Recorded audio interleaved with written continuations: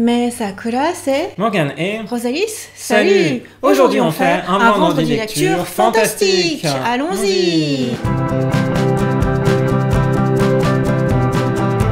C'est la sélection de Morgane. Ouais, il y a pas mal de nouvelles séries dont on n'a pas eu l'occasion de parler sur la chaîne. Et de suite aussi. Et de suite. Donc il y a une répartition un peu équilibrée entre tout ça. Et on commence par la première lecture. La première lecture, alors il me faut le titre sous les yeux tellement il est long. La sorcière invincible, tueuse de slime depuis 300 ans. Voilà, c'est une nouvelle série qui vient de démarrer chez Soleil Manga. Donc c'est une histoire, c'est un isekai comme beaucoup de cas, c'est-à-dire d'un coup une personne décède dans la vie réelle et se retrouve projetée dans un autre univers. En l'occurrence ici elle se retrouve projetée comme souvent dans un univers d'heroic fantasy en fait elle développe des pouvoirs magiques, mais en fait quotidiennement juste elle tue ce qu'il lui faut pour survivre et avoir un peu d'argent et de matériaux.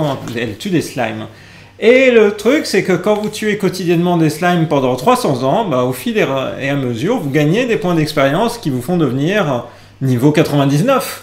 Niveau maximal. Niveau maximal. Moi j'ai beaucoup aimé ce titre, j'ai trouvé ça super rafraîchissant. Et contrairement à d'autres isekai, on en a même d'autres là, dans la pile. Oui. Là je trouve que tu te prends pas la tête. Et c'est ce que le personnage a envie d'emblée quand elle arrive dans un autre monde, parce qu'elle a trop donné au travail. Donc elle se dit maintenant je vais prendre mon temps, voilà, vivre une vie paisible, c'est son but. Et du coup, tu prends plaisir à lire ça. Comme elle n'a pas envie de créer de remous, de vagues et tout, elle a juste envie d'une vie paisible et tranquille. Je trouve qu'elle est super attachante. Après, tout ce qui lui arrive, tout ce qu'elle va faire, ça va être toujours pour pouvoir garder cette tranquillité.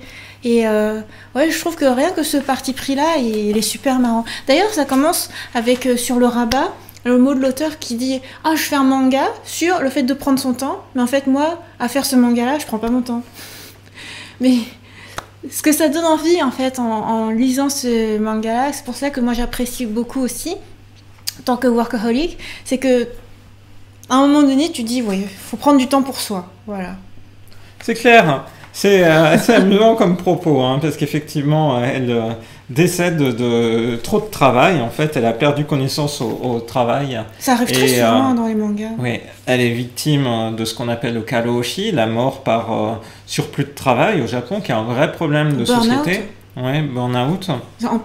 Empire, parce que c'est vraiment, tu meurs généralement de problèmes cardiaques directement parce que tu n'as pas dormi, parce que tu as consommé trop de substances excitantes, etc.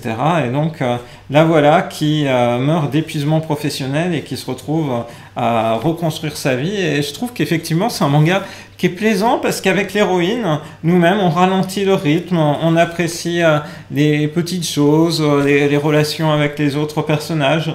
Et ce qui est drôle dans ce manga-là, c'est justement qu'il y a une dose d'humour qui est intégrée, parce que malgré tout, elle développe des pouvoirs, et du coup, à un moment donné, il y a des choses qui vont l'amener à les utiliser contre son gré, et voilà que, par exemple, elle voit un énorme dragon surgir à sa porte, parce qu'il a entendu parler que c'était elle, la sorcière la plus forte du monde. Voilà, elle est devenue trop célèbre, mais elle veut pas se battre, elle veut juste continuer sa vie, l'air de rien. Donc voilà, c'est un manga de quotidien dans un univers fantastique qui donne envie en fait simplement d'apprécier le quotidien. Voilà, la vie toute simple qu'on peut vivre là. Pour autant, il lui arrive plein d'aventures, hein, ne serait-ce que le dragon, le fait qu'elle est considérée comme puissante alors que tout ce qu'elle voulait c'est être tranquille. Donc voilà, c'est pas un manga où il se passe rien. Mais le parti pris de base, c'est avoir une vie tranquille. Voilà. Et puis, il y a vraiment une ambiance sympa, donc je trouve que ce manga est vraiment une très bonne découverte de début d'année 2021. Oui, je te remercie de l'avoir acheté, enfin de l'avoir repéré et de l'avoir acheté, parce que j'aurais pas forcément eu envie de le lire sinon. Parce que je me disais, encore un énième isekai, un énième truc avec une sorcière, et voilà, je me serais pas forcément intéressée à ce titre. Et je pense que si tu l'as pris... Est-ce que tu l'as pris parce qu'il y avait une sorcière ou est-ce que tu l'as pris parce qu'il y a des slimes? Moi, je l'ai pris un peu par l'aspect, le double côté, en fait, avec sa couverture, à la fois avec, comme tu le dis, la sorcière, les tons bleutés qui me sont sensibles, et puis les slimes. Donc c'était toute l'association. Ouais. Je trouve que la couverture est particulièrement accrocheuse. C'est ça. Morgan, il aime pas les mangas qui ont une couverture sur fond blanc, il aime les mangas qui ont une couverture sur fond bleu. Voilà, et puis du coup, l'héroïne, elle a l'air sympa, ça a l'air d'être une petite ambiance tranquille. Ouais. Et donc, le titre, La sorcière invincible, ça m'a parlé. Pour l'anecdote, au début, moi, je comprenais pas que c'était des slimes. Parce que quand tu vois les boules bleues, avec des traits noirs, tu comprends pas que ce sont les yeux des slimes qui dépassent de leur corps. Donc au début, moi, je croyais que c'était des bâtons et que c'était un...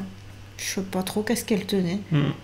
Non, mais c'est vraiment super bien. Voilà, donc c'est une série en cours. Je pense du coup, là, en Isekai, c'est un de mes préférés. À voir comment ça évolue, parce que pour l'instant, c'est le début. Mais déjà, ça m'a beaucoup plu. Ultra prometteur. Ouais. Effectivement. Et en parlant d'Isekai, on va passer dans un autre univers. C'est encore un Isekai, ça parle de sorcière. Il y a sorcière dans le titre. Décidément, Morgane, t'achètes que ça. Faut croire. Deuxième lecture. L'imprimerie des sorcières, tome 4.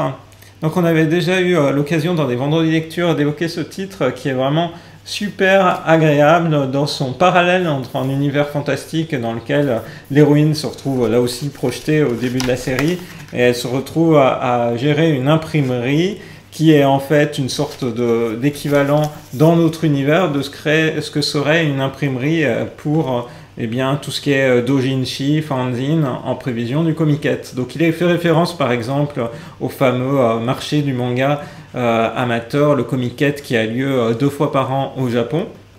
Et en fait, on est sur un tome ici qui est encore plus proche de l'actualité réelle japonaise, puisque le comiquette, elle ne devait pas se tenir en 2020 durant l'été, il devait être avancé au mois de mai, puisque à cause des Jeux Olympiques, qui certes n'ont pas eu lieu, mais c'était déjà acté comme ça.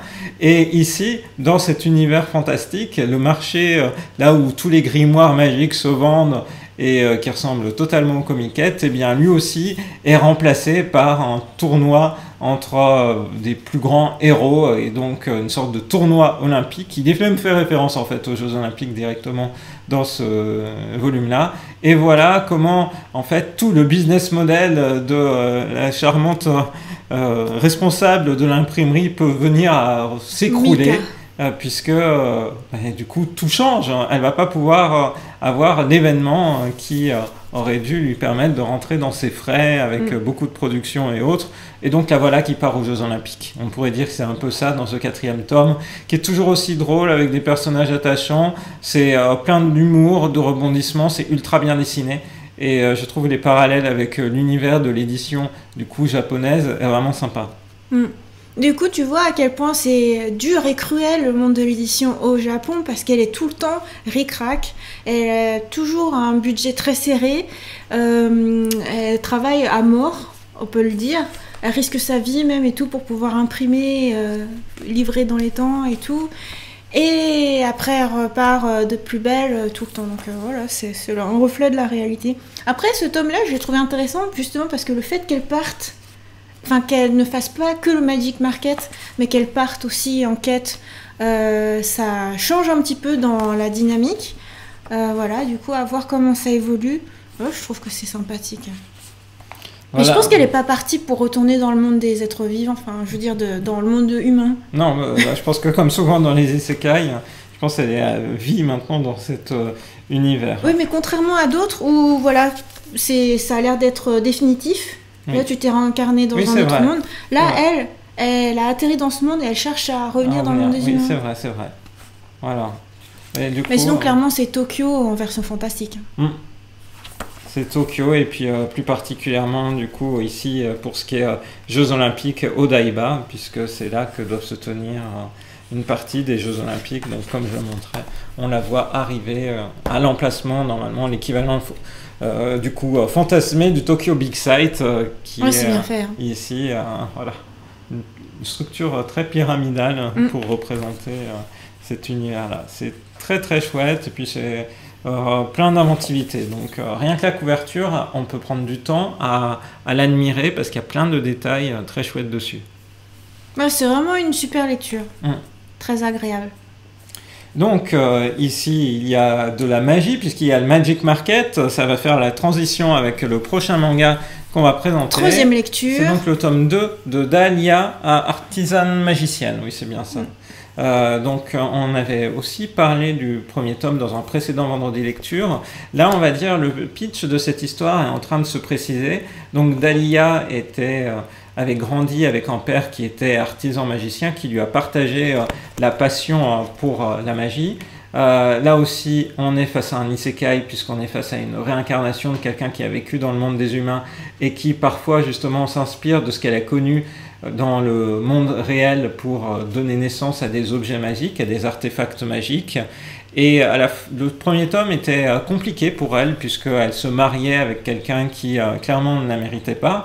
Et à la fin du tome, elle divorce et entame une nouvelle vie, une vie qui ici est la vie d'une femme qui prend, on va dire, son courage à deux mains pour créer son activité d'artisane magicienne et puis essayer de trouver aussi plus globalement un sens à sa nouvelle existence. Ouais. En fait, justement, cette espèce de mariage arrangé, je trouvais que c'était l'élément lourd du tome 1.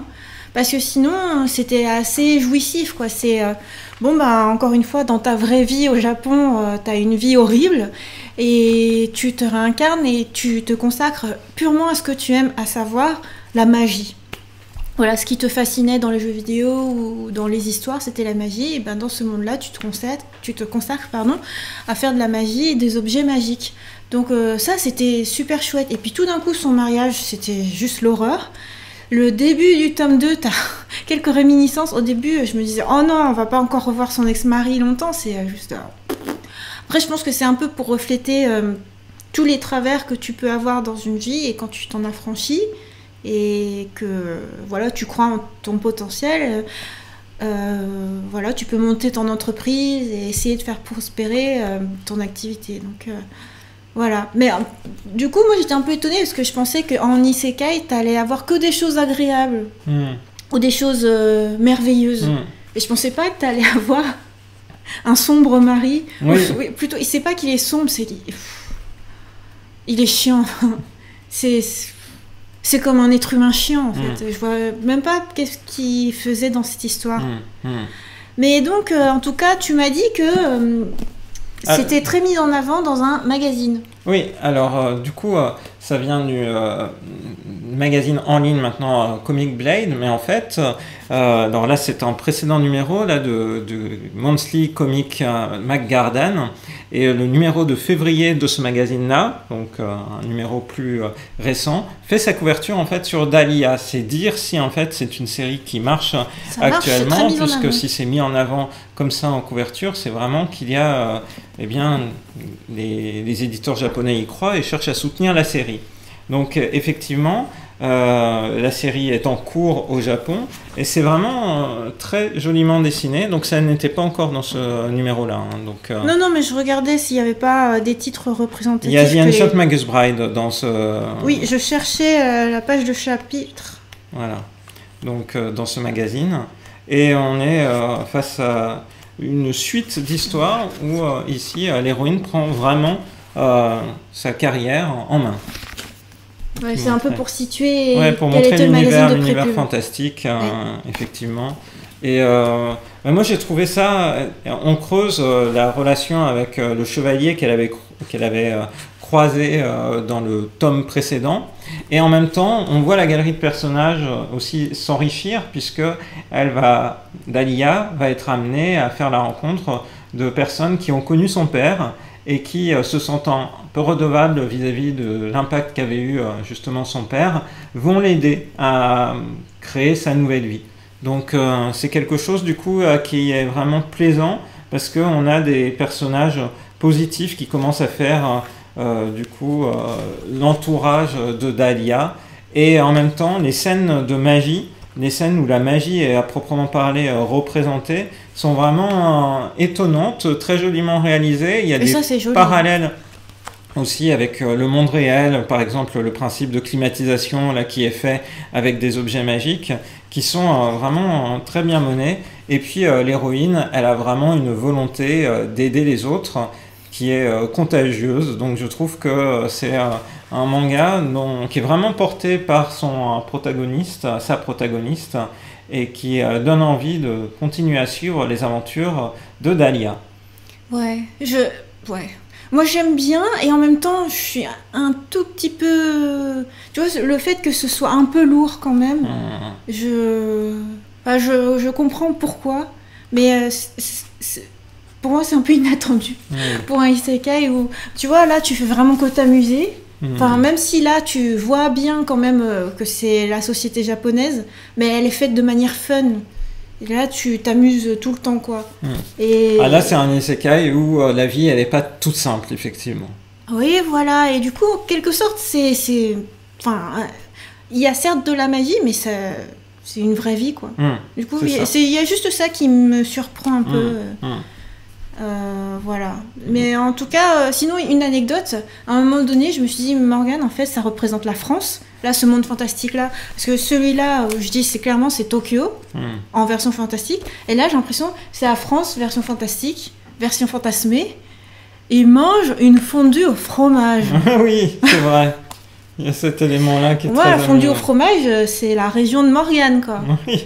C'est vrai. En fait, c'est chez toi. Ça laisse penser à justement... Et un soin particulier apporté à la nourriture aussi, je trouve. Oui, tout à fait. Tu vois, qu'est-ce qu'ils mangent, qu'est-ce qu'ils pique-niquent, qu'est-ce qu'ils apprécient. Ouais, full de détails. Ouais. Voilà, la fondue au fromage. T'as raison, il y a un soin particulier apporté à ça. Tout comme au décor. Donc, ouais, une œuvre à suivre.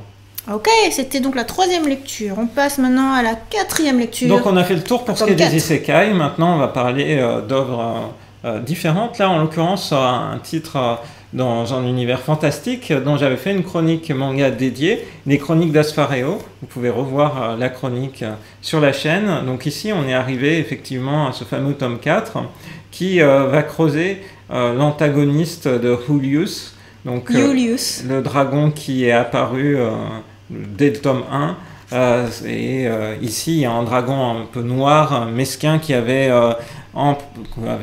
capturé Lukul, l'héroïne de cette histoire. Et ici, Lukul va chercher à mieux comprendre, du coup, ce dragon noir qui a fait son apparition, Haine, qu'est-ce qu'il a pu vivre, puisque à la fois, il cherche à imposer un côté très terrifiant à tous les gens autour de lui, mais d'un autre côté, il semble avoir aussi un aspect très humain et avoir vécu des tragédies. Et ce tome-là vise à creuser justement tout ce côté antagoniste et nous permettre d'un peu mieux apprécier tout l'univers autour du royaume d'Asfareo, mais aussi des contrées autour, et de la fameuse malédiction qui fait justement que certes, on peut bénéficier de pouvoir du dragon, mais aussi eh bien, c'est un élément à double tranchant, puisqu'il semble qu'il y a une sombre destinée qui paraît promise aux personnes qui sont touchées par ce sort. Ok, et donc désormais, c'est ce qui est marqué dans un des propos de l'auteur, désormais, les chroniques d'Asfareo sont prépubliées dans Hanato Yume. Voilà, à partir de ce tome-là. À partir de ce tome-là, puisque par contre, la série Les Chroniques d'Asfareo est terminée au Japon en 9 tomes. Donc on sait que c'est une œuvre qui va se conclure, et c'est conclu au terme de ce que l'autrice avait en tête. Donc je pense qu'avec le tome 3, on avait vraiment le début d'un arc complet qui s'était ouvert. Là, le tome 4 vise vraiment à prendre le temps, à travers 4 chapitres, de creuser le contexte global des ennemis de l'univers d'Asfareo qui sont apparus. Donc je trouvais plaisant de prendre ce temps-là et de ne pas accélérer trop la résolution de cet arc-là. Donc je trouve que c'est plutôt bien amené et j'ai l'impression que finalement le manga sur les 9 tomes pourrait être très bien construit. Donc j'ai hâte de voir la manière dont ça va se résoudre, mais je pense que c'est une histoire qui va ainsi être entièrement englobée peut-être à travers les 9 tomes. Mais je trouve aussi que c'est toujours aussi bien dessiné. Je suis vraiment...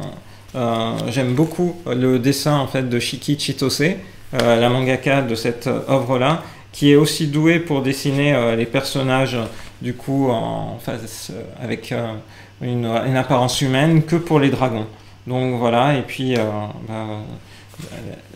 les protagonistes, l'héroïne, le cool, elle est aussi à la fois très mignonne, mais aussi très décidée et très courageuse dans les moments qu'elle vit, sans être non plus un personnage trop idéalisé. Donc elle avoue ses moments de faiblesse, les moments de crainte qu'elle a. J'ai trouvé que c'était une bonne lecture. Voilà. Ouais. Donc à voir à la suite comment tout ça va se résoudre et comment le contexte aussi géopolitique qui est derrière Aspareo va être du coup résolu. L'anecdote, ça se lit hyper vite. Oui, c'est vrai. Contrairement à ces histoires fantastiques-là, qui sont assez verbeuses, il y a beaucoup de textes.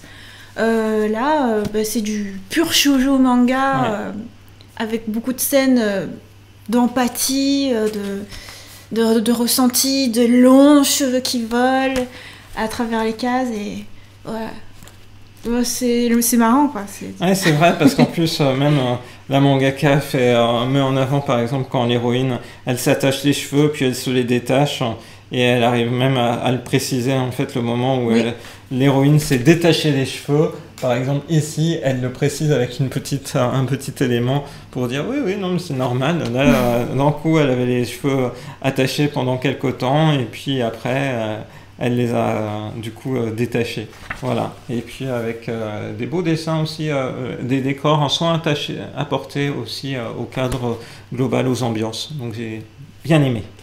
Ok, c'était donc la 4e lecture. On passe à la 5e lecture. On passe à la 5e lecture avec une adaptation en manga d'un roman qui est paru aux éditions Akata. Là, l'adaptation en manga fait 2 tomes.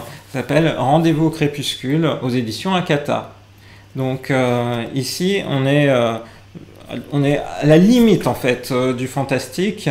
Le côté fantastique ne tient que par la maladie qui touche l'héroïne, la luminite, qui est une maladie mortelle qui a pour apparemment seule conséquence le fait que l'héroïne brille à la lune et d'être très fortement affaiblie. Et de voir en fait sans doute sa vie se terminer très jeune, à pas plus de 20 ans. Donc on découvre ici l'héroïne alors qu'elle se retrouve hospitalisée, elle est lycéenne, se retrouve hospitalisée, elle va être un de ses camarades va lui rendre visite au début pour notamment lui donner ses devoirs, la tenir au courant de la vie de classe, et il se noue un lien particulier entre les 2 personnages. Le protagoniste masculin, lui, a un ami qui est vraiment au cœur de sa vie, qui l'a empêché, qui l'a un peu sauvé de faire une bêtise et de se jeter en fait dans le vide dans le passé. C'est un protagoniste qui a vécu des moments difficiles. Sa sœur a disparu, par exemple. Donc ce qu'on découvre durant ces 2 tomes, c'est vraiment plus les 3 personnages, donc les 2 personnages masculins et puis justement la jeune fille atteinte de luminite. Et on a une sorte de moment très intense autour de quelques mois au lycée et de ce moment où l'héroïne est hospitalisée. C'est vrai que c'est le titre le moins fantastique de ta sélection fantastique. Parce que au final, c'est une histoire. En fait, c'est bien résumé derrière, là, avec les hashtags, entre guillemets, maladie, deuil, romance. Voilà, c'est vraiment l'histoire de fin de vie et de deuil, voilà. C'est ça, et de reconstruction par rapport à des moments difficiles, qui insistent beaucoup en fait sur les liens humains entre les personnes. Et l'importance justement que ces relations humaines peuvent avoir dans sa construction, dans sa reconstruction, dans la manière d'affronter les épreuves. Donc c'est un élément qui est vraiment au cœur de cette intrigue. Donc le roman est de Tetsuya Sano, là le manga est de Daichi Matsuse. À la fin du tome 2, il y a toute une postface qui est faite par justement le mangaka et le romancier. C'est marrant que t'en parles parce que j'allais en parler. Ah bah vas-y alors. J'allais juste te dire que voilà, ça c'est ce qui m'a marqué en fait, c'est qu'ils se connaissaient d'avant, de l'époque du lycée, et enfin c'est intéressant. Et je pense que le romancier a écrit cette histoire pour aider, c'est clairement ce qu'il dit aussi, c'est pour aider les personnes à surmonter les deuils ou les fins de vie. Et voilà, et donc le mangaka, quand il a lu le roman, au départ juste en tant que simple lecteur, il a pleuré, quoi. C'est touchant.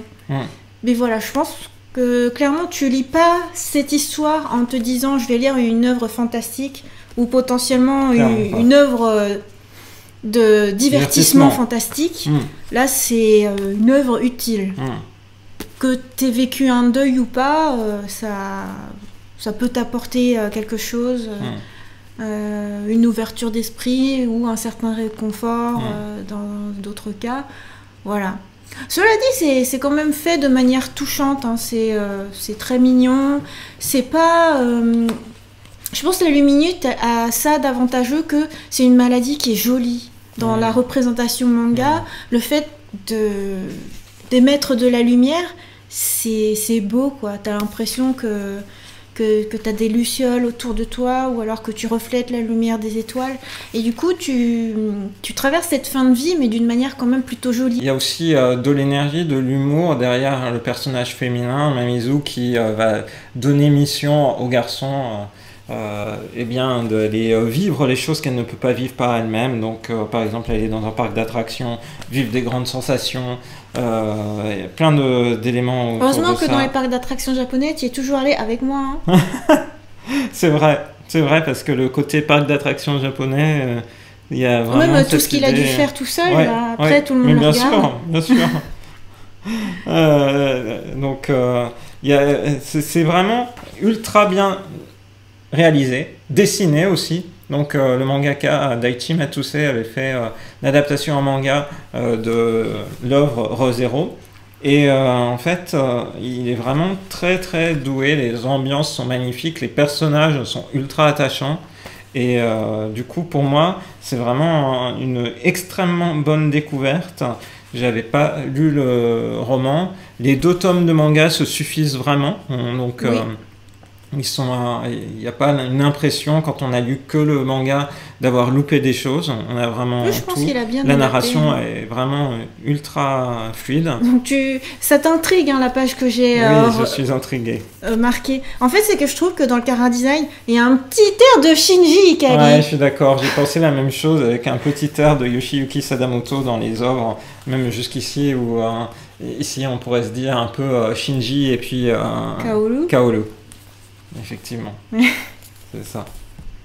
Donc voilà, vraiment une belle œuvre, une série complète en 2 tomes, donc que j'ai dévoré, et j'étais tenu en haleine. J'avais attendu, j'ai lu le tome 1 et après il fallu attendre 2 mois pour lire le tome 2. Ça, c'est pas trop long. Ah mais quand même, on se demande ce qui va se passer. Je dis ça, mais moi j'ai attendu qu'il y ait le tome 2 et j'ai tout lu d'un coup. Voilà, c'est pour ça. Voilà, donc une œuvre vraiment importante que je vous conseille de découvrir. Donc voilà, selon vos attentes, hein, c'est pas du tout le même but que le reste de la sélection de Morgane. Chacun un peu un public différent là. En shoujo manga, c'est pas du tout le même public que pour ces titres-là. Mais en tout cas... Il y a du très léger, il y a du divertissement vraiment réussi. Et puis il y a des œuvres un peu plus, peut-être, qui font un peu plus écho à des aspects sentiments, émotions. Donc en tout cas, vraiment, là dans les différents titres que j'ai choisi de présenter aujourd'hui, j'ai vraiment apprécié la lecture de chacun de ces mangas. Pour le coup, même en France, c'est chez des éditeurs différents. Tu as du Soleil, du Comico. Et même dans Soleil, il y en a un qui... Ah non, les 2 sont dans la collection Fantasy. Voilà, il y a du Akata. Et puis chez Akata, c'est tout médium. C'est tout médium. Okay. C'est tout médium. Okay. Voilà, du coup, on espère que cette vidéo de vendredi lecture fantastique vous a plu. On vous donne rendez-vous à très bientôt dans une prochaine vidéo sur la chaîne de Rosalis. Bye bye. Bye bye.